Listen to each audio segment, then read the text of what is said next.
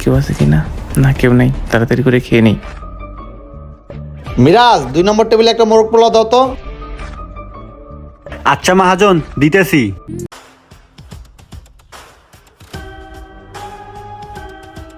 আজকে কাস্টমার অনেক কম।